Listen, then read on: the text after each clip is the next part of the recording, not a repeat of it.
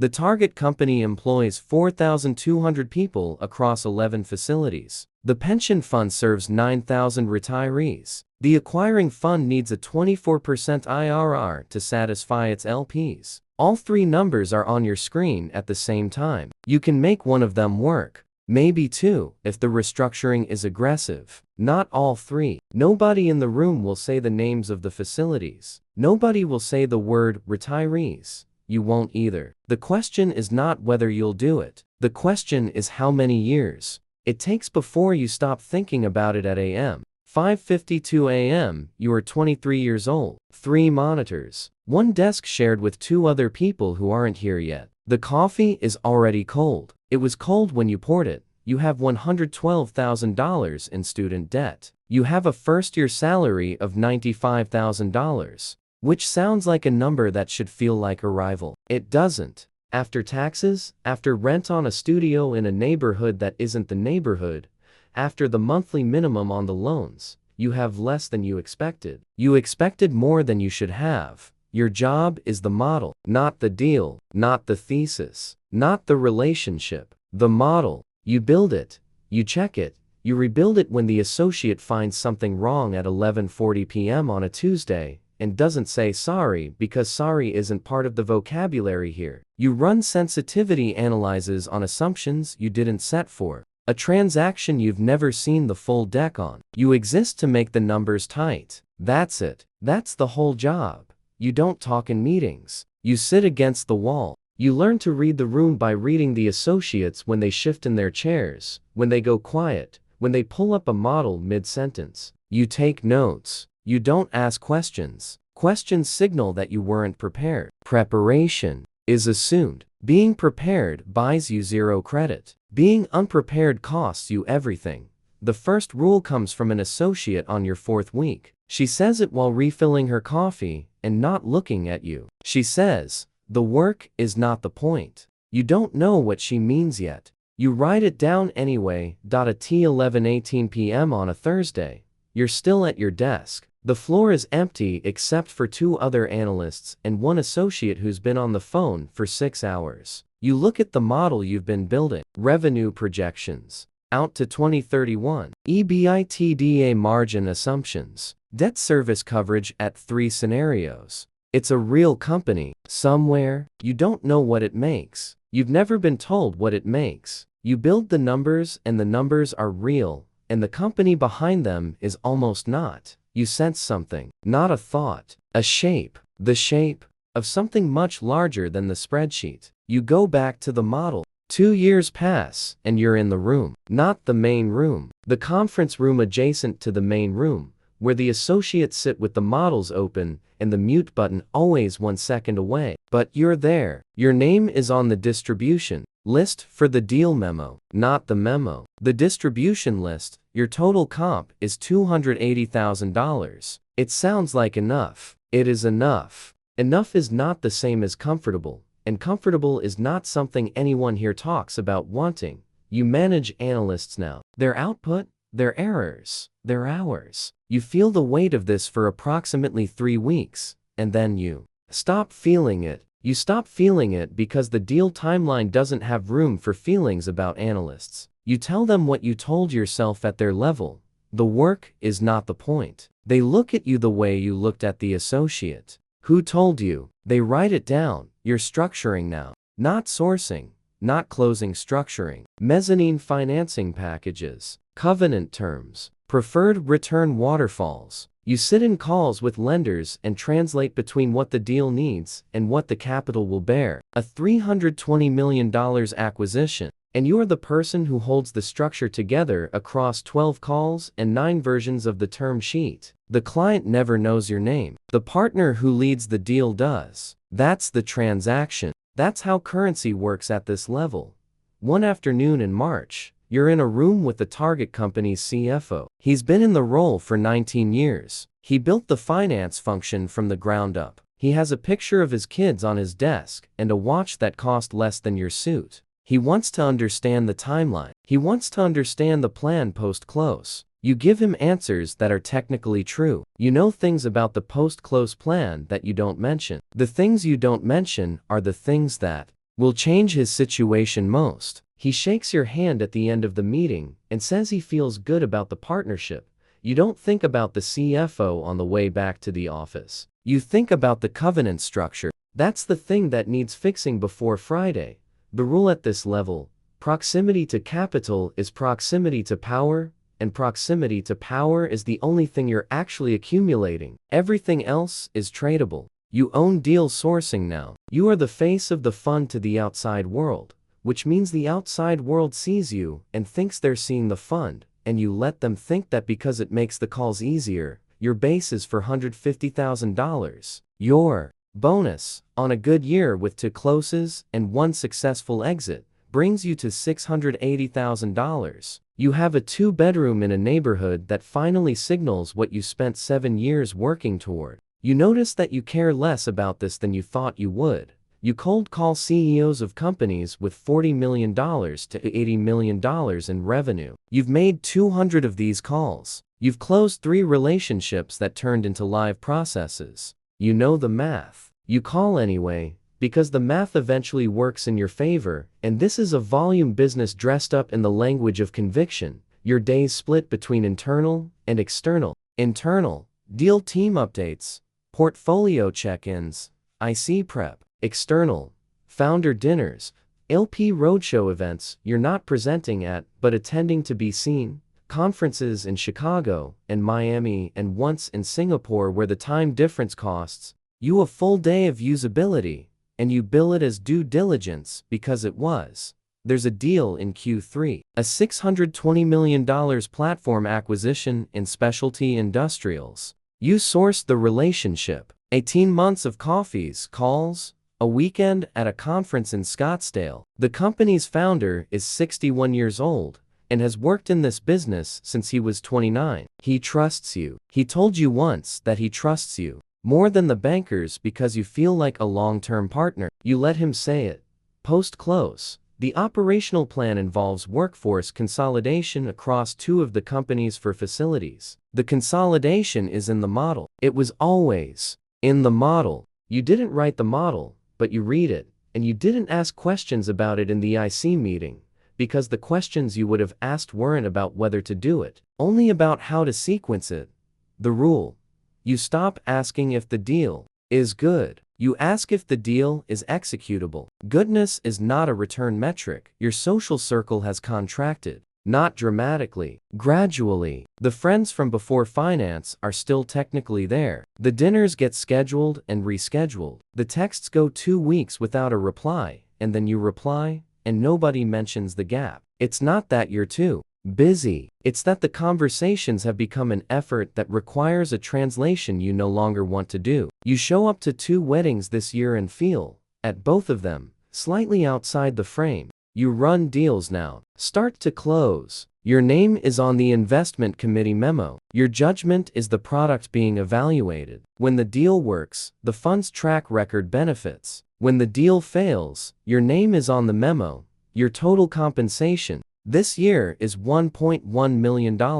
The number still registers somewhere. Less than it used to. You manage a $180 million add-on acquisition for a portfolio company you've been watching for 14 months. The target operates in 3 states, employs 800 people, and has been family-owned for 2 generations. The patriarch is present at the LOI signing and then absent from everything after. His son handles the transition. His son is 2 years older than you. He asks you questions about what happens to the people, and you answer them the way you answer all questions about what happens to the people, with operational terms that are accurate and structural enough to be true without being complete.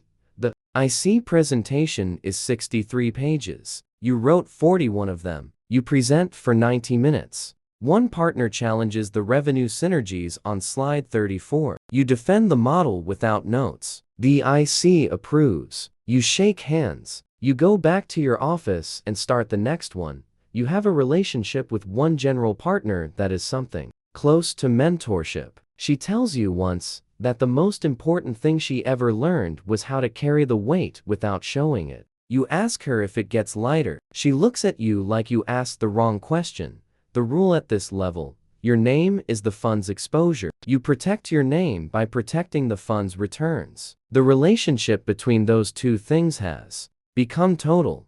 The people you trust number fewer than 12. You know this because you counted. The counting was not a sad exercise. It was a risk assessment. You sit on boards now. Plural. 4 portfolio companies. Combined enterprise value of $3.8 billion.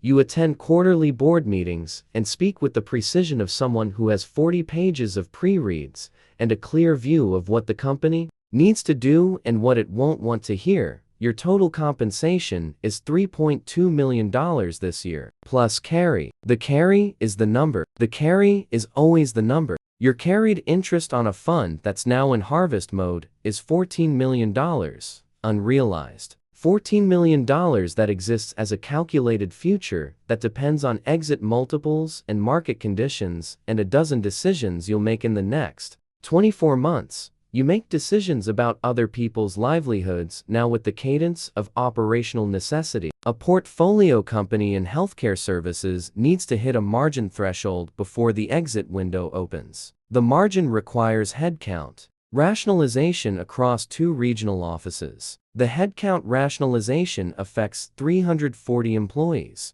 You review the plan in a 45-minute board session. You ask 3 questions. You approve the plan. You fly to Zurich the same evening for a fund conference.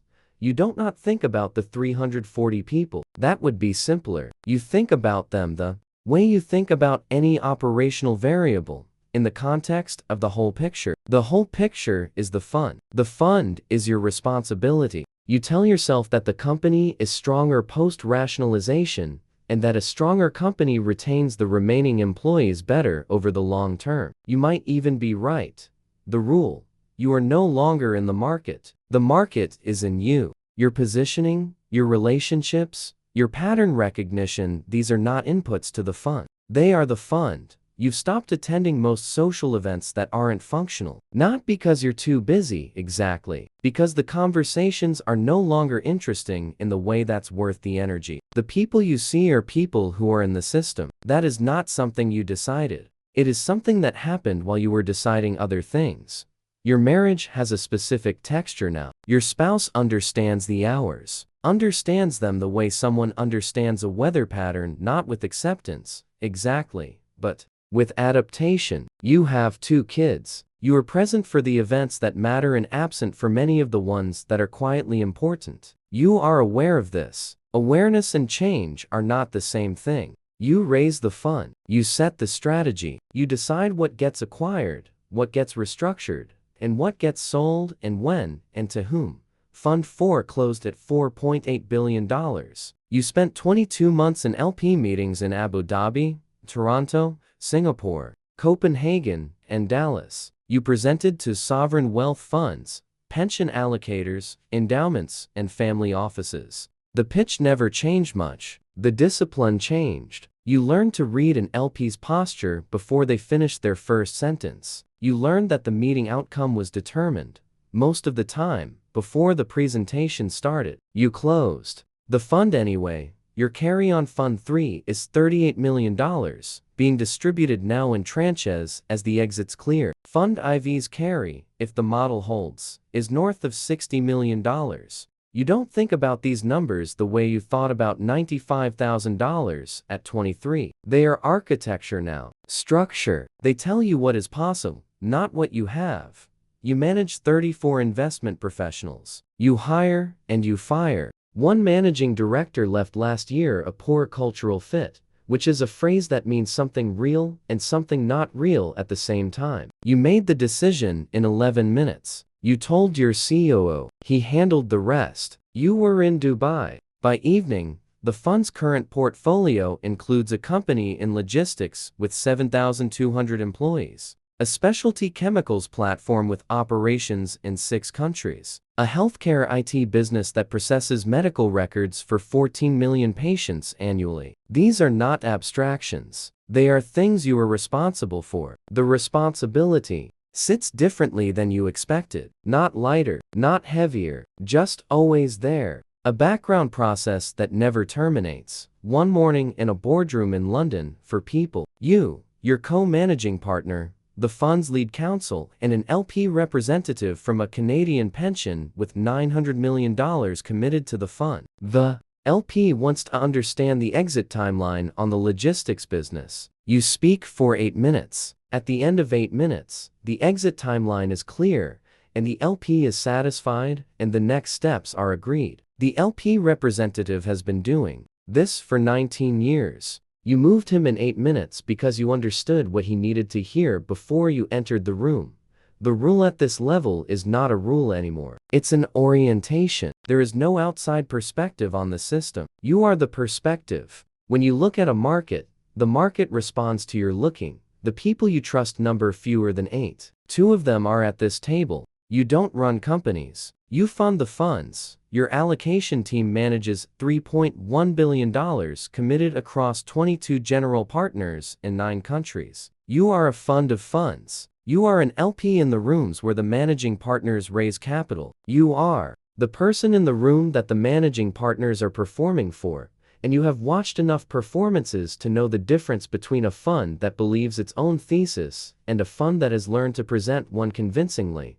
The distinction matters. You've made it wrong twice in 31 years. Both times were instructive. You deploy capital the way most people think about weather, with careful attention to patterns, a clear sense of what you cannot control, and a calibrated relationship to your own fallibility. Your last annual review evaluated $312 million in new commitments across 4 funds, 2 co-investment opportunities, and 1 separately managed account for a family office with $800 million in assets and very specific return requirements. You approved $248 million. The rest didn't survive diligence. You sit on 3 advisory boards, not boards of directors. The difference is structural and significant. Advisory boards observe. You don't want governance exposure. You want information. The 2 are not the same, and people who conflate them make worse decisions.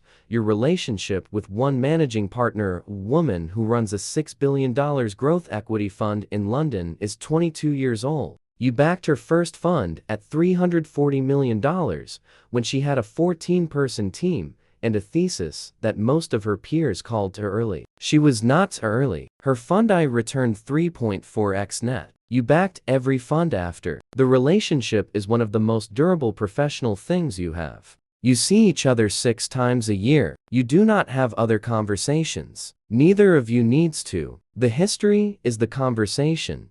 You are 64 years old. Your assets under management exceed $3 billion. The exact number is known to your CFO, your legal counsel, and your co-CEO. The number is not the point. The number is the credential that makes the next conversation possible. When you decline to allocate to a fund, that fund has a harder fundraise. Sometimes significantly harder. You are aware of this. You make your decisions with the same framework you have used for 31 years. Expected return, team quality, portfolio construction, market timing, and one factor that doesn't appear on any diligence checklist, which is whether the people in the room are the kind of people who can hold the weight of a difficult vintage and not fracture. You have seen both. You know what it looks like before it happens. The rule is not something you say anymore. You used to say it. Now, you just move according to it. Capital seeks the path of highest risk-adjusted return, and everything else is noise until it isn't. You decide when the noise becomes signal. That decision, at scale, is the whole job. You have not had a conversation that surprised you in approximately 4 years. You are not sure how to feel about this, so you don't think about how to feel about it. You think about the portfolio, the people you trust number fewer than 6. This is not loneliness. This is accuracy. Somewhere in a glass tower in a city that moves through the night without stopping, a 24-year-old opens 3 monitors for the first time. Her badge says Analyst, first year. The badge has always said that. She has $108,000 in student debt and a salary that sounds like a rival until she does the math. And then it sounds like a beginning that requires a very long middle. She thinks this is about compensation. She thinks the system rewards the hours, The models, the precision of the sensitivity analysis at 11:30 p.m. on a Wednesday. She thinks if she performs well enough at what she can see, she'll be noticed by the things she can't. She is partially right. The partial rightness is what will keep her in the building long enough for the rest of it to become true. She doesn't know what the system actually rewards yet. She will find out. It takes most people somewhere between 4 and 12 years to understand what it is, and by then, they've already made the decisions that mean they're inside it, not trapped. Inside, there is a difference, though it gets harder to locate over time. The model on her screen belongs to a company with 2,800 employees in 3 countries. She doesn't know what it makes. She hasn't been told. She builds the numbers. Because the numbers are her job, and the company behind them is almost not a company, yet it's a set of assumptions organized into columns, a future being calculated before it exists. She gets the model tight. She sends it at 11:47 p.m. She doesn't hear back until morning. The market opens. The fund takes another step forward. It was always taking this step. It will take the next one the same way, with someone new at the desk, with the same cold coffee, with the same shape of something large just past the edge of what the spreadsheet can show. The badge says Analyst. First year. It always has.